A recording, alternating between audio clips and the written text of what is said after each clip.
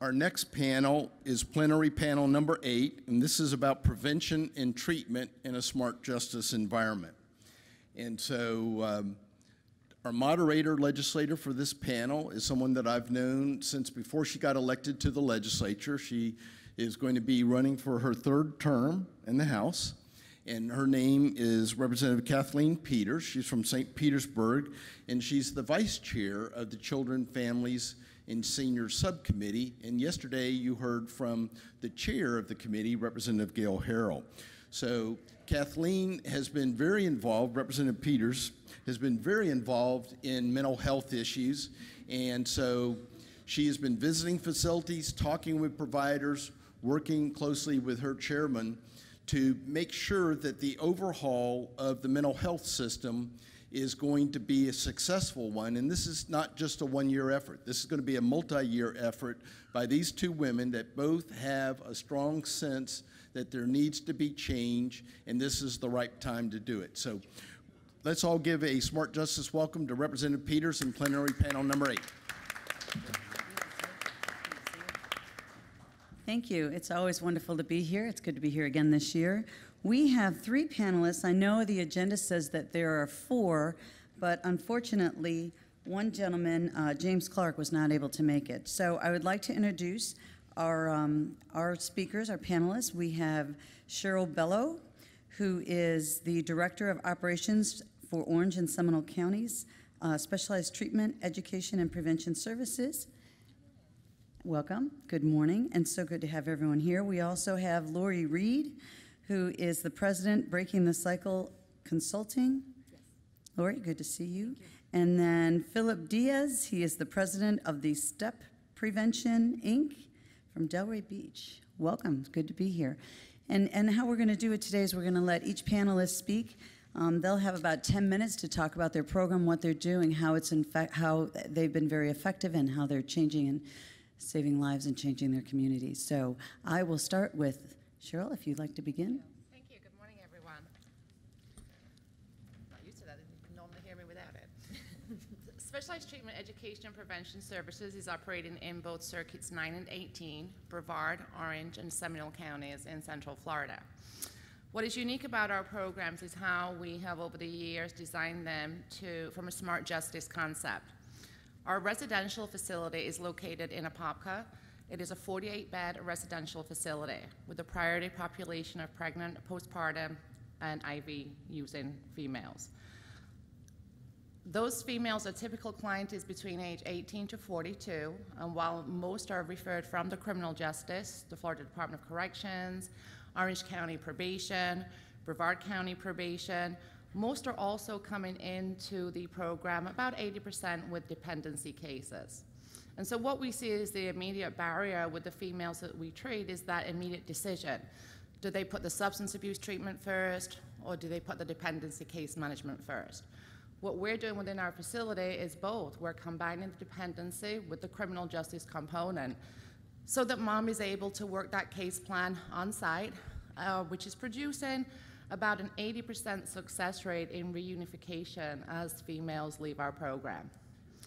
In addition to the substance abuse concerns that we see and the dependency, probably 60% of the females that we see are also coming into our facility within the 2nd trimester of their pregnancy. All of those coming in have had no prenatal care. And through our collaborations within their community, we are making it easier to bring the services on site. We work with Winnie Parma Hospital, which is our local high-risk pregnancy clinic, and our local homeless health care center for the homeless.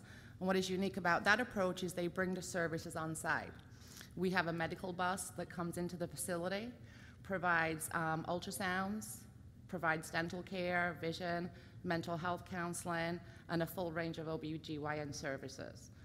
So it makes it more accessible for females to complete their medical care while they're at our facility. For those that are not quite ready to enter residential, our next program is our day-night treatment program. That is a 4 hours a day, 5 days per week treatment program in both Orange and Brevard County.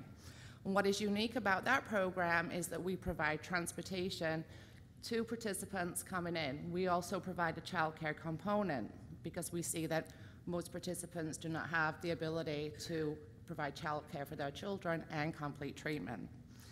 In that program, you're typically looking at an unemployed client, no childcare, generally homeless or living with relatives.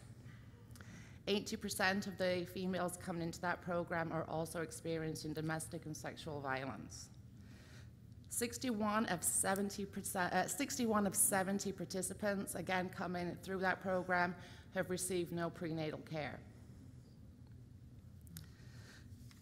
The next program that we serve is our outpatient program, again, serving under and unemployed clients within Orange, Seminole, and Brevard counties.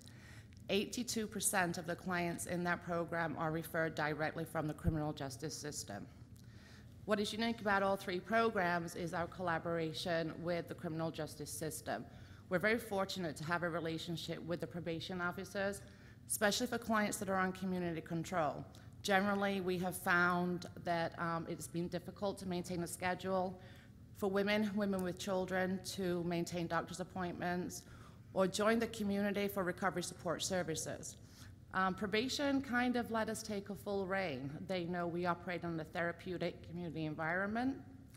So as long as participants are with their counselor or they're with their big sister peer mentor, there's no concerns on individuals engaging in services in the community.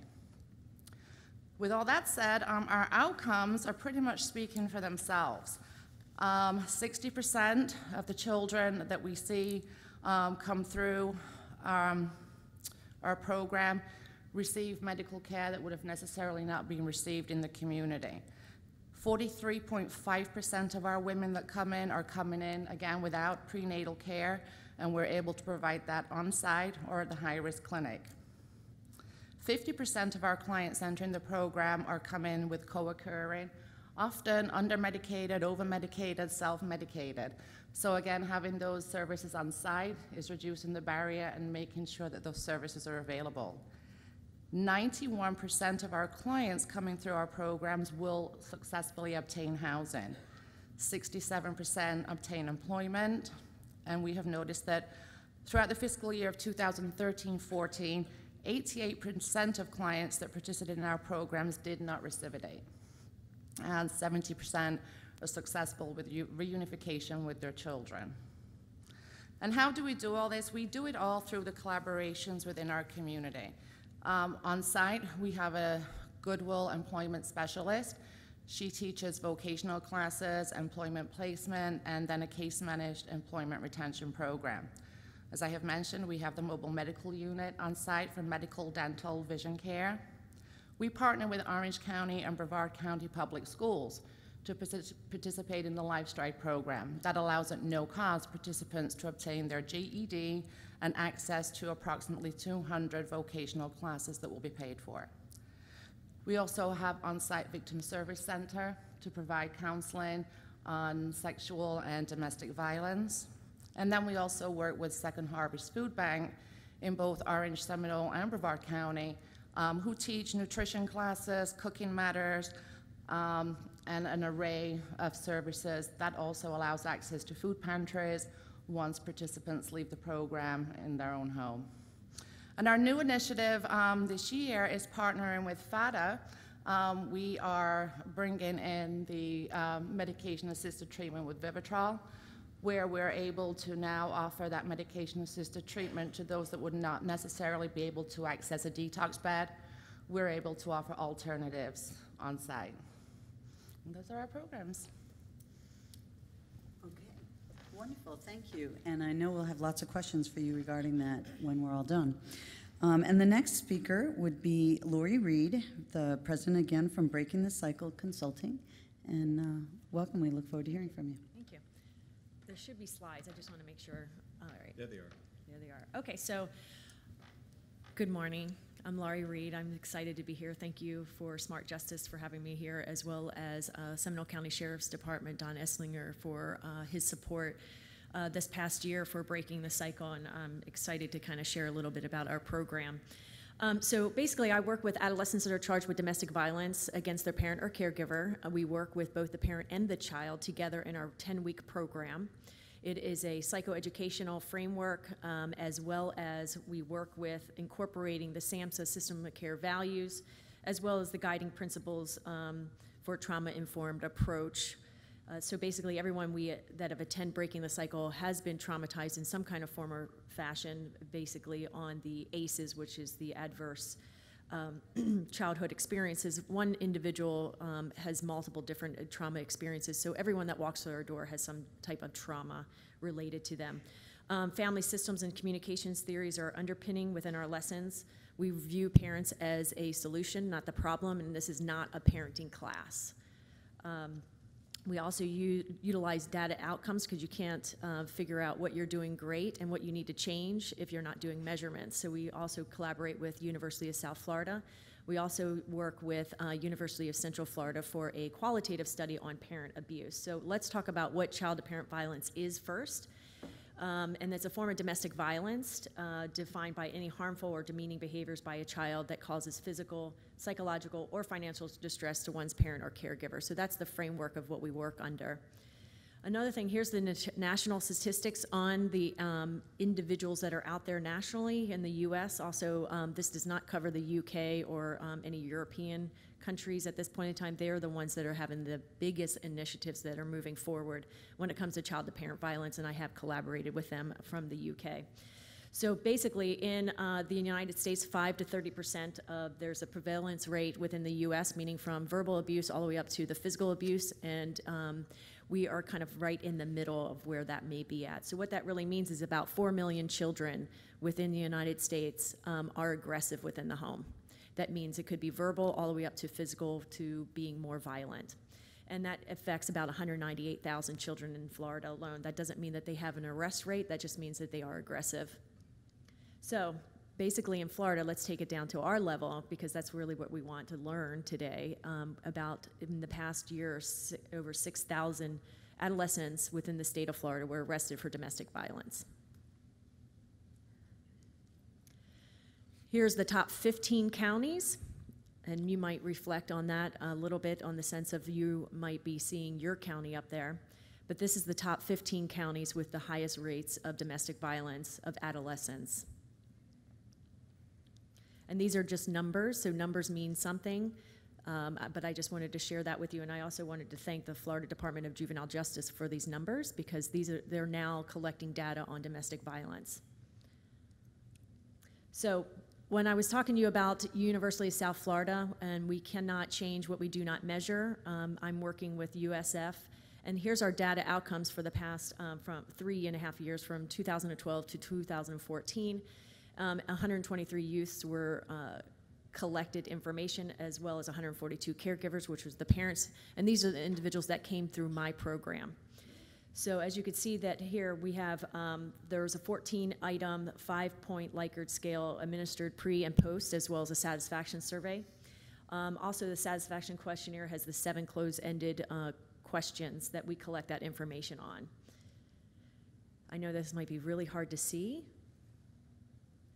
but basically what is happening is that we did a baseline of where the parents are coming in as well as the youth coming in on the items that we were measuring baseline on the sense of how much are they really doing verbal abuse, how much are they really doing physical abuse, how much are they really doing financial distress within the household. And so we're using this kind of pre-test cursory to find out where they're at. And basically what we find out is that the parents are more truthful at times than the child is, because the child doesn't necessarily see that they're abusive or violent within the home.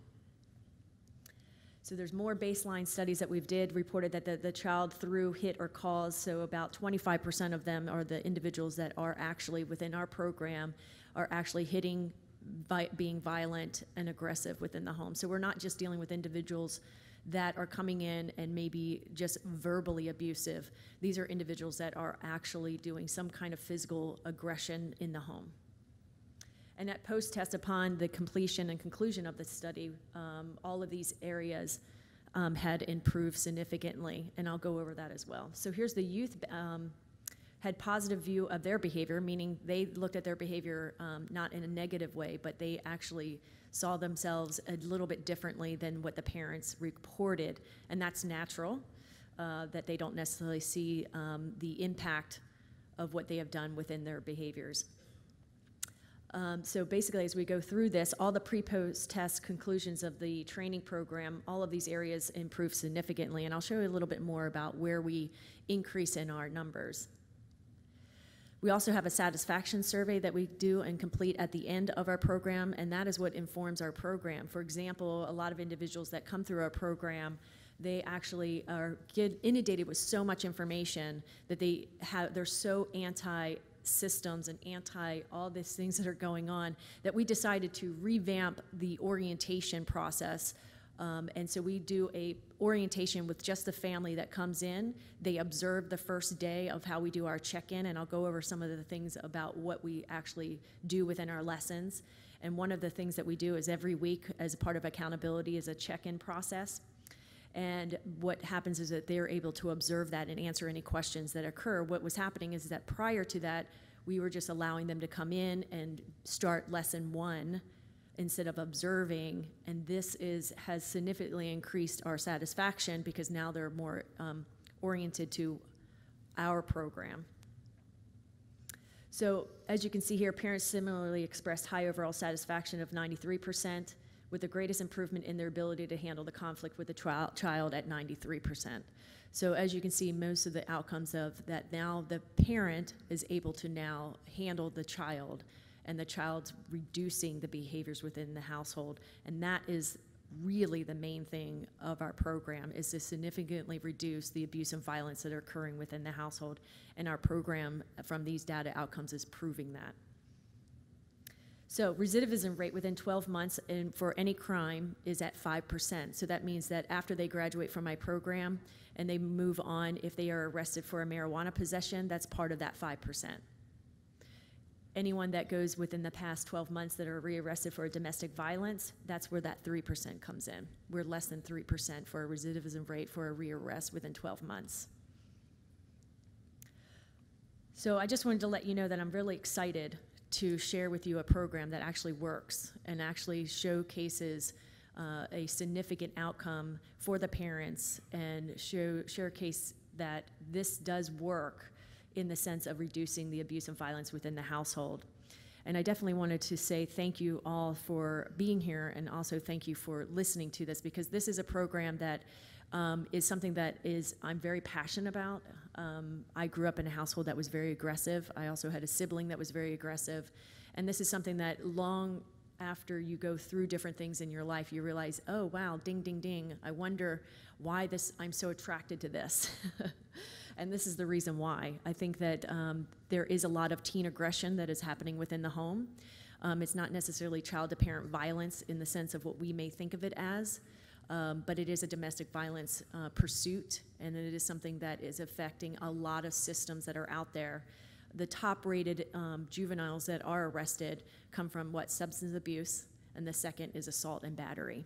And so this is a program that I would love to see expanded and into multiple different locations throughout the state of Florida to showcase that this does work and that we can reduce child-to-parent violence.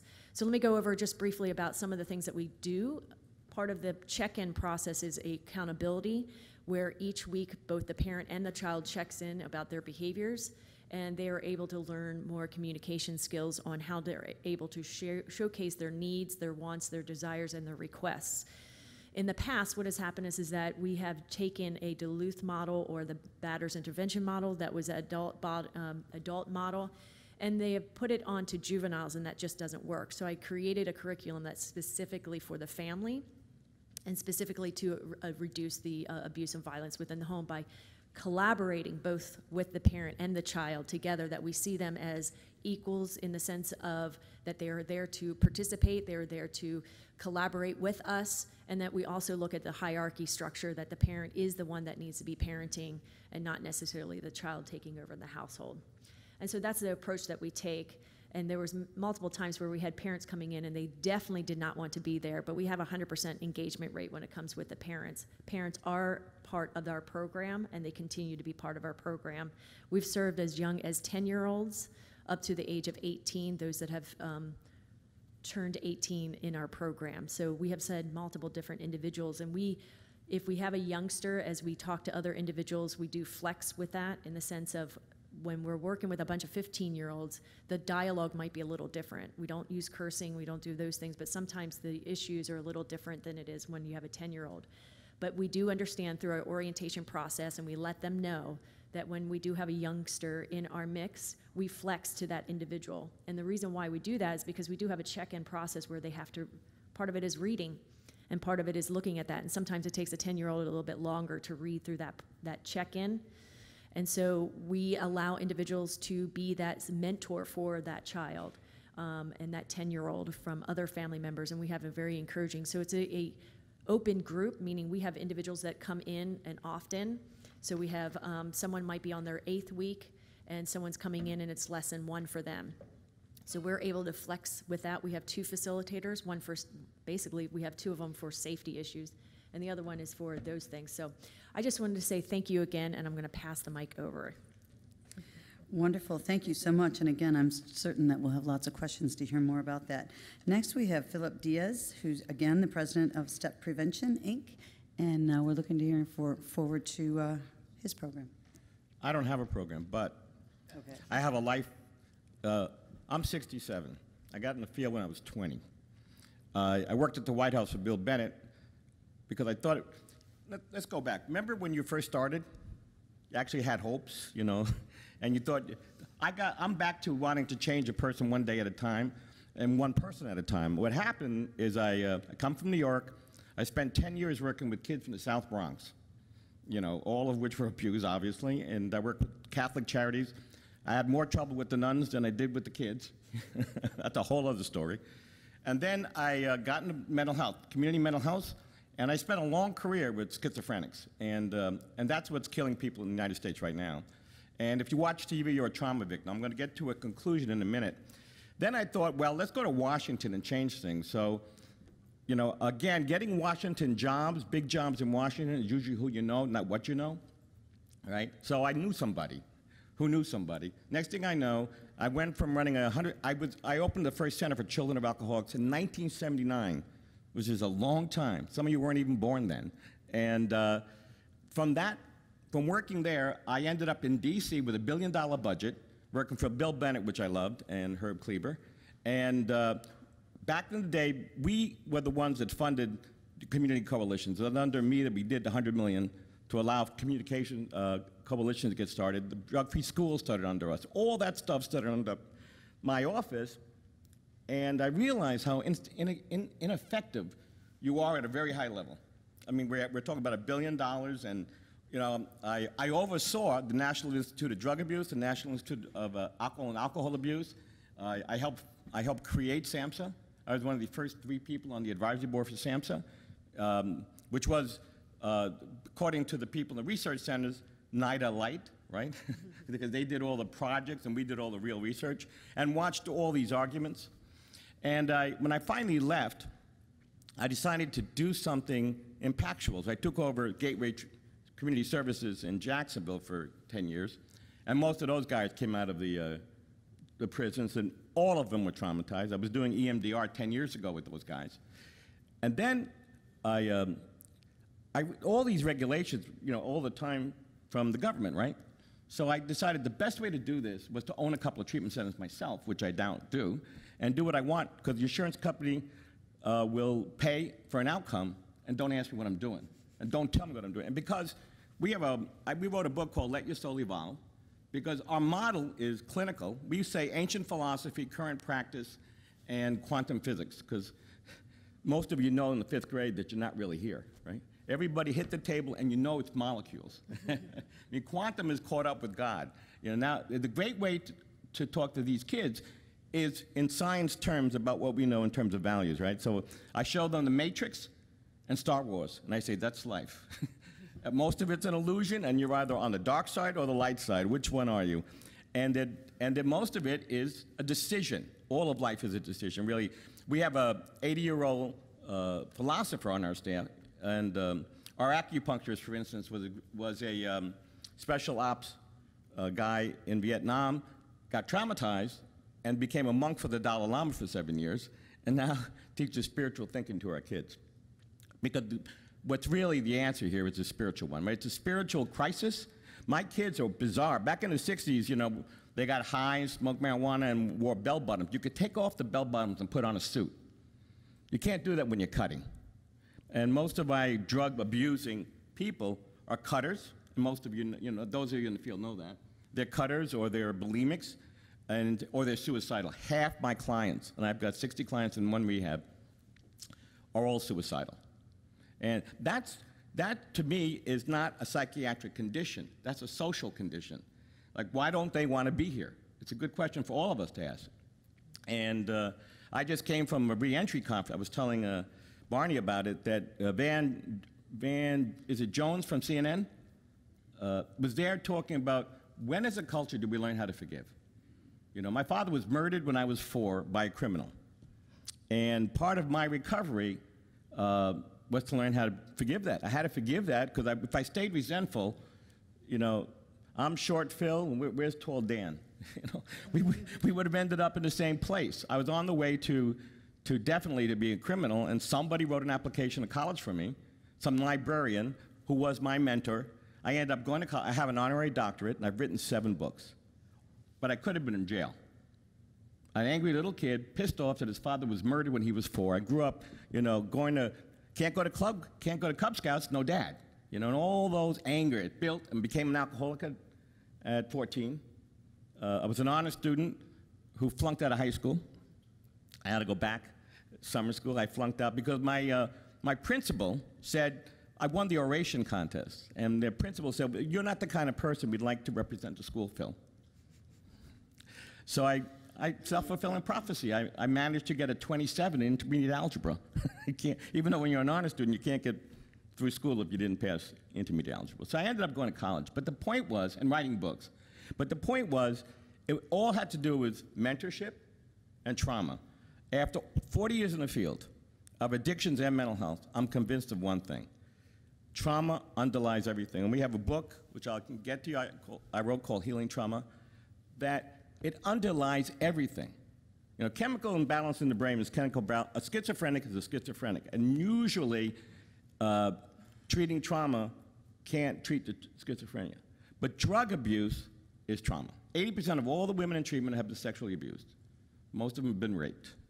And the protocol must be directly to the brain.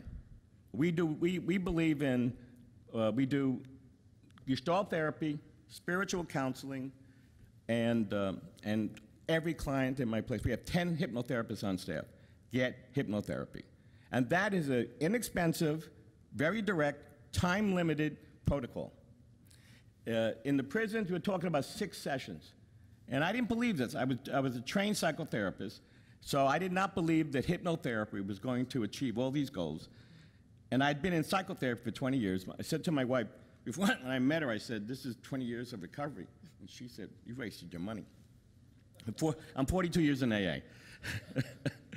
Because she was a normal person. And what I realized was, I went to a hypnotherapist. I said, I don't believe this stuff, it's baloney.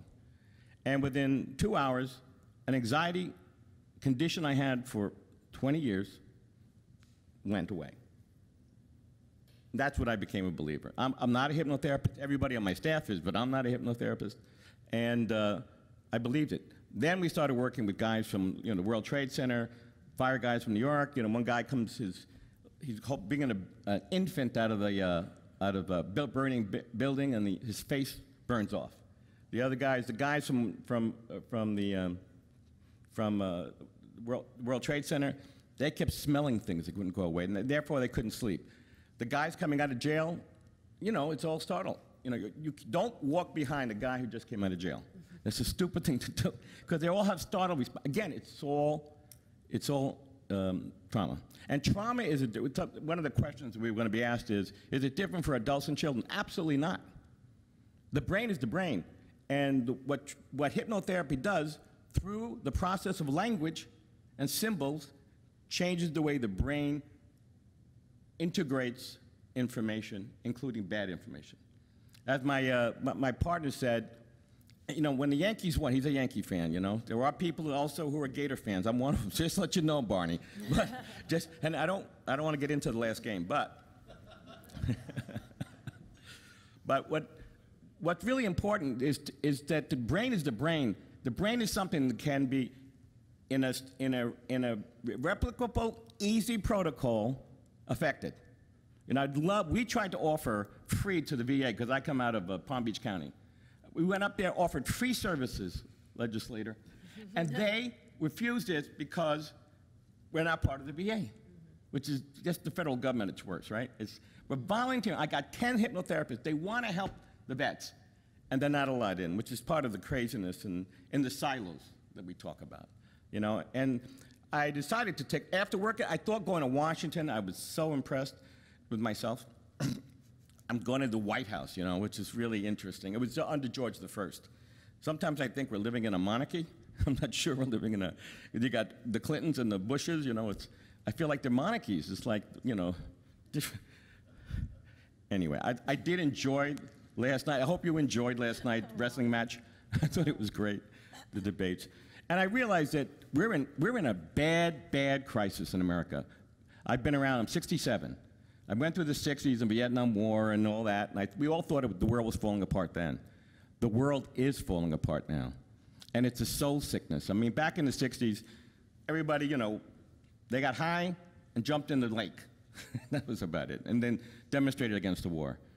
This is self-destruction. This is suicide. I went up to Boston recently, and there are 4,000 moms learning how to use Narcan, so when their kids OD, they don't die. I go around the country. I went to Chicago. Same thing. They're dying, and nobody's reporting it. I went up there to Trenton. Camden is the Walking Dead, and Trenton is the heroin capital of New Jersey. And they're not just getting high; they're dying. I was in a house on a land, and I'm here to say trauma work needs to be incorporated into everything we do. But I'm in a house. It's midnight in Trenton, New Jersey. The son upstairs has just died from a heroin overdose. His sister steals the heroin, because it must be good dope, he died, and runs out of the house to shoot up. She has a child. The mother, father, and grandparents are downstairs with me crying, saying, "What did we do wrong?" This is not a parenting issue. This is an issue in which our children have no soul, they have no reason, they have no hope. And if we don't bring it back, if we don't give them some meaning in their life, if we don't develop some kind of a spiritual wave, and we believe in therapy that gives meaning to life, they're going to be dead. And we can't let that happen. Thank you so very much. I've got some questions I want to ask all of you. And this one, if you just take just a brief few minutes to respond. And what we want to know is, what are the unique challenges to treating your particular clientele? Be very, very specific on the unique challenges. And if you want to start, Cheryl, that'd be great. I think, as I said, I think the unique challenge that we have is putting all the pieces together. While we are a facility that provides treatment, we have to recognize that treatment is a very small component of what we need to do to make moms successful. So having the collaborations that we have in the community, eliminating the barriers, bringing in those services, and working very closely with the criminal justice system, with the dependency system, kind of provides mom that peace of mind that we're addressing the whole issue. And with that, we can engage her more successfully in her treatment. Lori? Okay. I think for us, it's a transgenerational issue. Breaking the Cycle kind of focuses on the fact that, why do you do what you do? The kids do what they do because they've seen what it has done within their household, and the parents do what they do because of what they have learned, what should be done. And so sometimes there are individuals that come in, and it's I call it a double victim. You have a child that has this potential where they were victimized probably when they were younger by either a parent or someone else in the household, and then now they're acting out in this aggression. And then you have a parent who's also the victim of being abused. And so we have different levels of, as we would say, trauma that we have to kind of look at, and it's no one's fault, but we have to kind of address it to make sure that there isn't this projection of aggression continuous.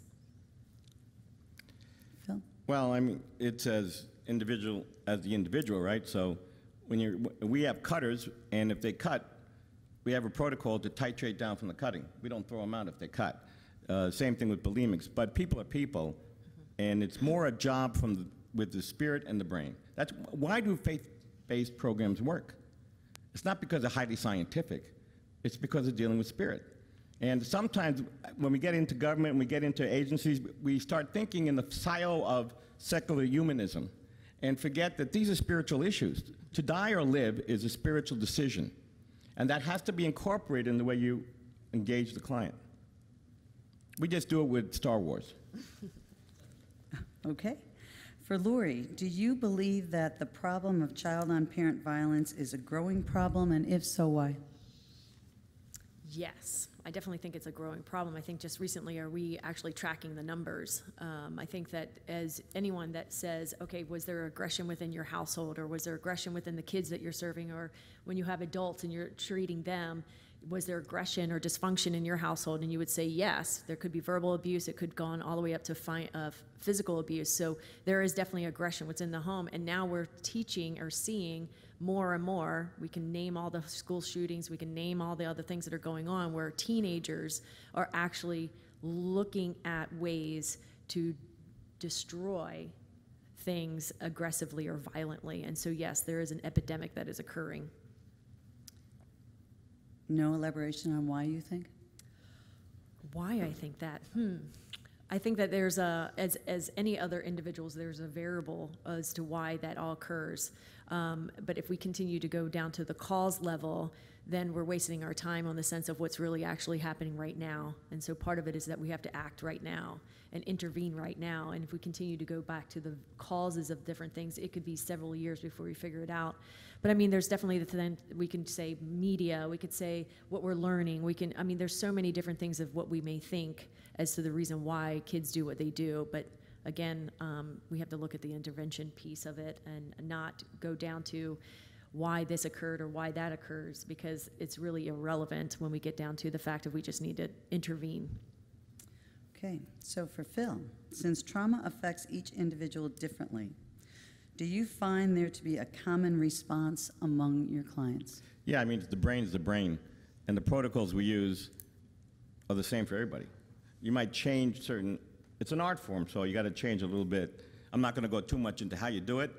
There's certain symbols we give, so when somebody's getting triggered, they go to their personal symbol to calm down. But the actual act of hypnotherapy is the same for everybody, just a little bit modified for the individual, but not for the age group.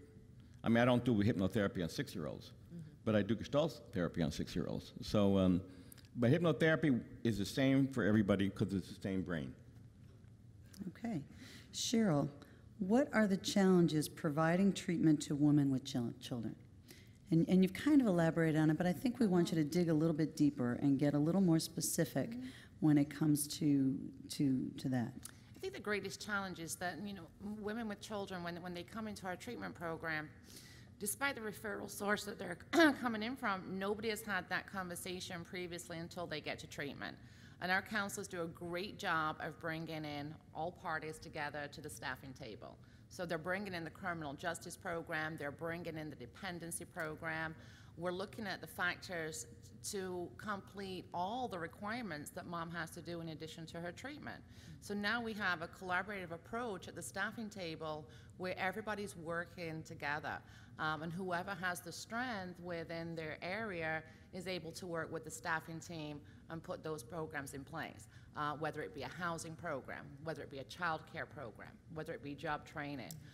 It's just unique that we're all at the same staffing table and we're working together. And mom sees that. So for the first time, she's not seeing her probation officer on one side from a punitive standpoint. She's not seeing the dependency caseworker on the other side with a laundry list of things she has to complete. She's seeing them in a different light at a table working with her. Okay, and so you sound like you have great solutions, but are there any additional barriers, any additional challenges that you are finding difficult to get around, that they prohibit you from being your program from maybe being successful with all of your clients? I think the barrier the challenge that we still have is, as close as we get to the reentry component into the community for mom is working diligently to get additional services in place in the community to make sure that mom has the ability to afford childcare. In our local area, I'll tell you, our 4C waiting list is 3 years long. So be able to get that childcare component in the community so mom can maintain her employment and ultimately she can maintain stable housing. Again, those are the barriers that we face after treatment. Okay, thank you. And for all of you, and again, if you just take a few minutes, why do your clients self-medicate? So we hear often that many people are self-medicating, and why do you think that they don't continue to take their medications if they have a mental illness? And why are they opting for either no treatment, no medication, and self-medicating? I mean, I deal with that daily, and there's two issues. One issue is everybody who takes drugs, usually, I mean, if you're relapsing, you're doing opiates, you don't want to be here. We say drugs and alcohol are not the problem. Let's get to the problem. They're the solution to the problem. Mm-hmm. I mean, you get you out of state, so whatever the state is you're avoiding, that's what you have to find to get them off drugs. They're avoiding something, and so we treat the thing they're avoiding, especially opiates. One person described to me taking heroin is like going into a cave full of satin pillows. But think about that as an alternative to feeling your pain. Now, and self-medication issue is they all self-medicate. And unless you resolve the pain, they're going to continue to self-medicate. The other part is what happens. Medication starts working for a schizophrenic. And they all want to be normal. I've worked with young adult mentally ill forever. And they just want to be like the other kid. And the other kid can smoke a joint and not go crazy. They have a different brain than the other kid. And when a schizophrenic starts smoking a joint, he starts having a total psychotic episode. And so that, again, that goes into the biomedical part, but they start feeling good and they want to be normal. So part of it is normalizing medication. I always show them, remember A Brilliant Mind, A Beautiful Mind? At the end, he's still schizophrenic. He still sees the hallucinations, but he's able to work and live in the world. And we teach our guys, it may not go away, but learn to control it. Or not let it control you. The voices, like one poor kid was crying on the way to prison. Why do I hear voices? I didn't want to hurt anybody. He didn't want to hurt anybody. He absolutely did not want to hurt anybody. But his voices told him to hurt somebody. And those voices were not his spirit. And he just wept and we wept. It's the disease that was causing that kid to get violent, he's not a sociopath. You know, he's not Claudio Escobar. He's a poor, pathetic kid who had a disease and got incarcerated for it. So, Lori or Cheryl, do you have any kind of comments on that? You both have different populations. Are there any thoughts that you have on your particular population on why they may be self-medicating or refusing to take medication? Well, it's interesting because we both have the parents and the child come in, so we see many individuals that come in that are parents that are self-medicating as well as the child that's self-medicating, and pretty much most of the individuals that come in, there's a high percentage of the individuals that have a mental health issue, even if it's just ADHD or some more severe psychiatric diseases that are going on or illnesses, as well as the parents that come in. And so we have to really work with what's going on and making sure that there's many times where parents will call and say, Johnny was just put into psychiatric and I'm not sure if we're going to be coming to group tonight. And so part of it is really understanding that, you know, they're going to, if the part really comes into play is that they don't understand why they have to do what they have to do. And if you can help them to understand why they're doing what they're doing as an alternative, then I think that gives them an empowerment to understand and make the choices that are necessary. So yes, I think that helping them to understand that this is something that's going to help them and get to the point where they want to be is also indicative of them being successful in any type of program. Cheryl, any comments? Yeah, I have a two-part answer to that and what we see in our programs. The first thing that I see is with 80% of our population being depressed, that is not a diagnosis that they want. Their immediate focus is to regain custody of their children or complete probation. The last thing they need now is a mental health diagnosis. So often they have self-medicated, refusing to get to that point of acknowledging that depression. And the second part that I have, again, with our population is because it's primarily transient, or they're coming out of the jail, they're in a homeless situation, they have not had any primary care support. They've bounced around between emergency rooms, maybe a homeless clinic, and each time they have seen a physician, they've been given different medications. So they have that instability of not having a medication that has proven over a course of time to be successful. And so again, it's the unknown. Now they have another medication, they're being told to try it again for 2 or 3 months, see how it goes, and they're just not ready at that point to do that. They need more stability. Okay, thank you. You led me to ask you kind of a follow-up. So you're alluding to me that 80% of your clients haven't had treatment and so forth. So if 80% of your clients, and we know that at this point the statistics say that 1 in 5 adults suffer from a mental illness, but 60% do not seek treatment. So in your opinion, why do you think that 60% is not seeking treatment? And what do you think we could do to change that? And I know you talk about intervention, but prevention can always be a good thing. So what are your thoughts on that? If they're not seeking treatment, what do we need to do to help them get treatment so they don't end up in your program? Or if they do, it's not 80% of them that have never had treatment or recognition. And Phil, you're anxious to jump in on this one. And Well, if I brought my DSM-5 here, I could diagnose everyone. So some of you are very functional, disturbed people. The issue is not the diagnosis, the issue is the behavior. Because I've got diagnosis, and most of us have died, right? Tell the truth. Some of you know what your diagnosis is, or your wives do. So the issue is not the diagnosis, what you do. For instance, you know, it's all about support. When I think about that guy that shot 9 people in that church, he had one person who knew what he was doing. If he had been part of a community that wrapped around himself, if he'd been part of a church himself, he would have been less likely to do that killing. It's all about connection and support system. You can be a schizophrenic and survive. You know, I once had there's something called Schizophrenics Anonymous. And I once had somebody tell me, she said, you know, Phil, when I start seeing eyeballs on the floor of the bus, I'm not freaked out. I get freaked out by the people who get freaked out by me seeing the eyeballs. You get what I'm saying? That it was a social thing for her, not the actual diagnosis, but the way we reacted to her. Every one of these people who are killing people, they're all isolated. Nobody's picking them up. That kid that shot that movie center in Denver, his therapist had an unopened envelope on her desk with stick figures shooting a gun. And she did not intervene. So part of it is our responsibility to intervene earlier, and that becomes a civil liberties issue. Can you intervene on somebody before you can prove that they're a danger to themselves and others? That's the question we got to answer before they become a danger to themselves and others. We've got to be able to intervene earlier.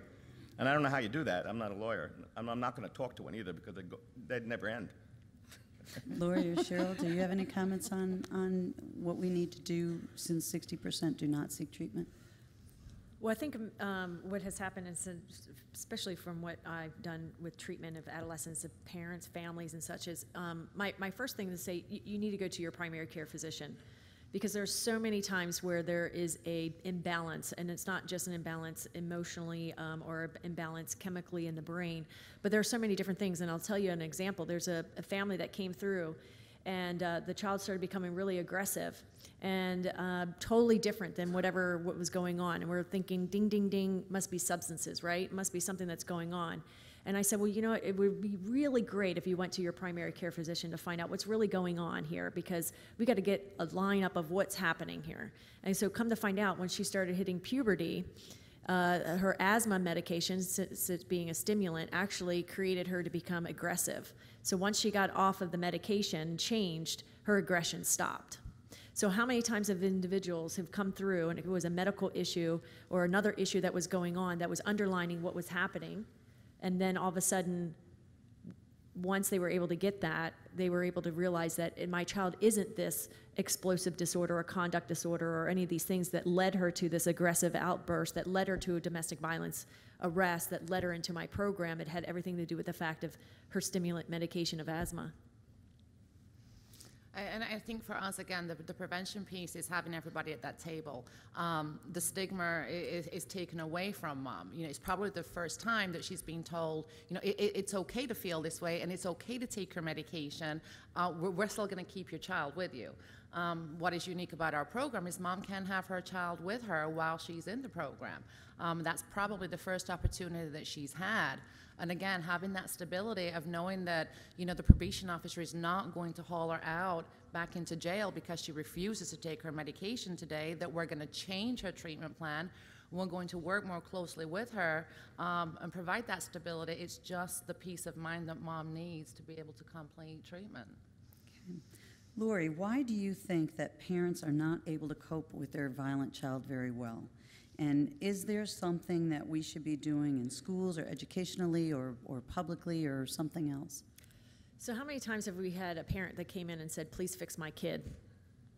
Well, the issue probably, as we look deeper, is that there's probably a lot of aggression and abuse and violence that's going on, and what you're seeing is a symptom of what is happening. So the parental authority or control has been usurped by the child's behavior that's been acting out. And it's not a one-time thing. This is something that occurs over time, and studies have shown that it starts out with verbal, and if you don't intervene at the verbal, it's going to go down to physical. And so part of the factor of what was going on and what has been going on is that there isn't a connection, because schools are very difficult to get into at this point in time, and rightly so, with everything that's going on with the violent acts that are happening within school. But I definitely think there needs to be an intervention when it comes to the school, when it comes to the family, and also realizing that it's not always a parental parenting issue. There's so much more that goes on, and if we look at it from a parenting issue, and we look at it from an issue of we just need to give them parenting skills, we are greatly missing the point. Thank you. Cheryl, and you've kind of elaborated on this one, but talk about reunification with children. So what makes the treatment successful? And you've kind of said it before, and I just want to see on reunification, is there a silver bullet that is making reunification more successful? There is, and I'm really proud of what we do to make that happen. Again, the first thing is allowing mom to have her child with her while she's in treatment. That's the first thing.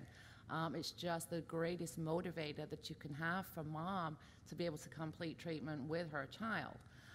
The second thing is we see a lot of families where children may be with extended family members. We make them participate in treatment. We encourage all our families to participate in mom's treatment, and we're rebuilding relationships that have been severed for many, many years. So we know when mom finally leaves treatment, she now has extended support system from the family. And again, I think just the environment that we're providing with that whole wraparound approach is the first time that mom has experienced, you know, those caring hands where everything's working for her. And the other thing is we go back to basics. You know, we realize that our women are coming with very basic needs. We're talking hunger, we're talking homeless.